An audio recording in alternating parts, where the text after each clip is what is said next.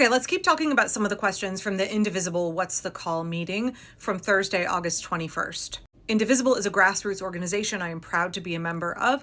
They are fighting for democracy and progressive ideals. Every Thursday, they have a Zoom call where there is a Q&A with the two founders, Ezra and Leah.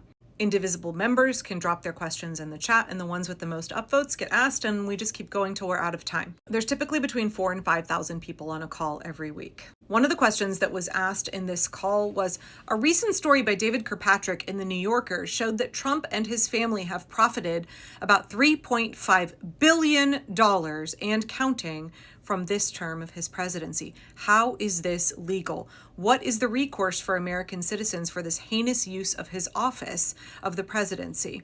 I would say abuse of his office of the presidency. So Leah fielded this answer. She said, yeah, it's absolutely bananas. Staggeringly jaw-dropping levels of corruption exist in the United States government right now. I mean, we knew that they existed under Trump's first term. Do you not remember that his son-in-law got, was it $1 billion deal with the Saudis? Jared Kushner just clinched $1 billion deal. And then where are Jared and Ivanka now enjoying their billions? They've totally dipped out on all of this horrible suffering that we're experiencing now, and they're just living in the lap of luxury. And tying into that, Leah made the very good point that during his first term, Trump had tons of corruption and nobody really held him accountable. Not during his first term and not during Joe Biden's term. Nobody stopped him while he was president, and there was no justice, there was no consequences, there was no accountability for what he did after his term was over. Basically, the Department of Justice, the American people, the Democratic Party showed Donald Trump, you can be corrupt as fuck and totally get away with it. The way that our nation failed to hold Trump accountable during his first term absolutely emboldened him to expand that kind of corruption now.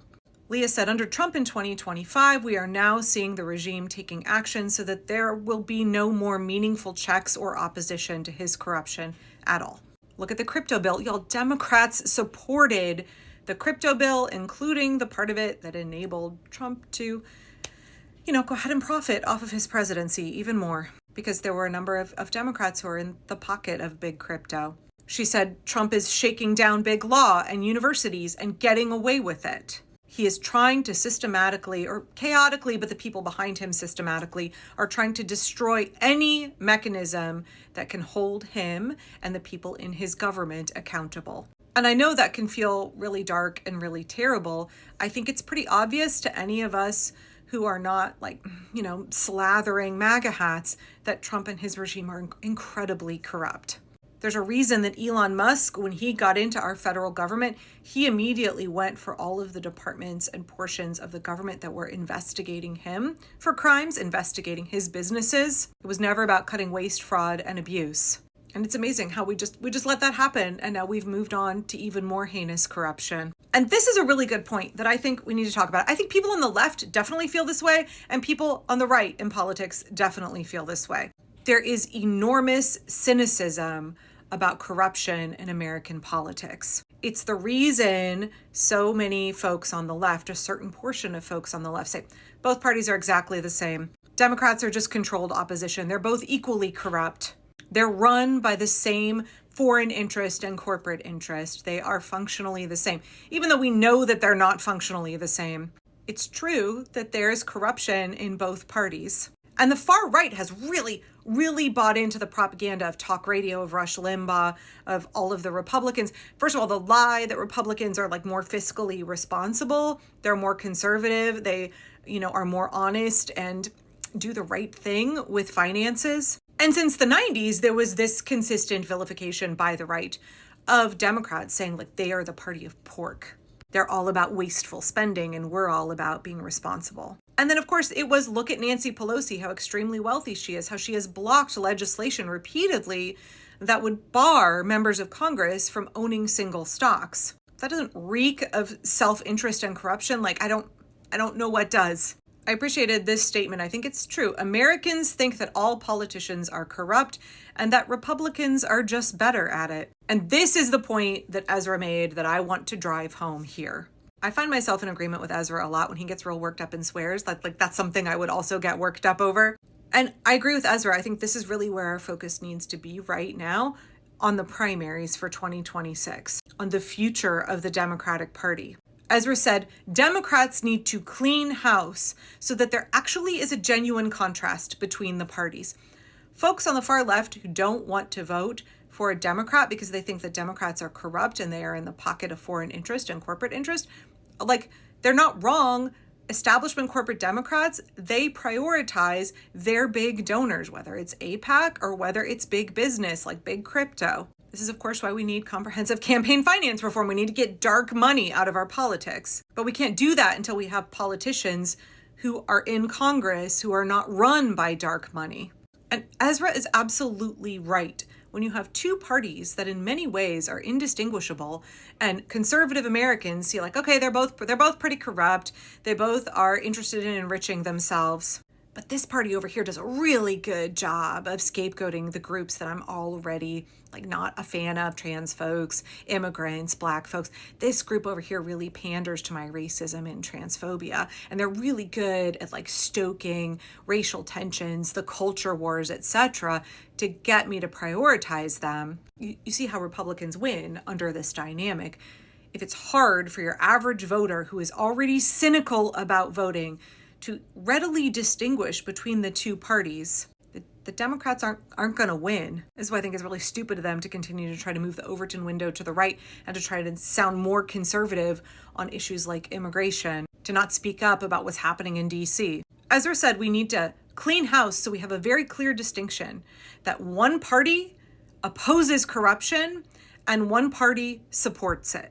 I completely agree. Democrats have to be the party that is hostile to corruption. They have to make themselves the anti-corruption party. And you can't do that when your leaders, Hakeem Jeffries and Chuck Schumer, are in the pocket of AIPAC. You can't do that when you have congressmen taking huge amounts of money from corporate interest, senators taking huge amounts of money from corporate interest in order to get elected and reelected. You can't do that when Democratic leadership is opposed to bills that would end corruption, that would prevent members of Congress from owning single stocks.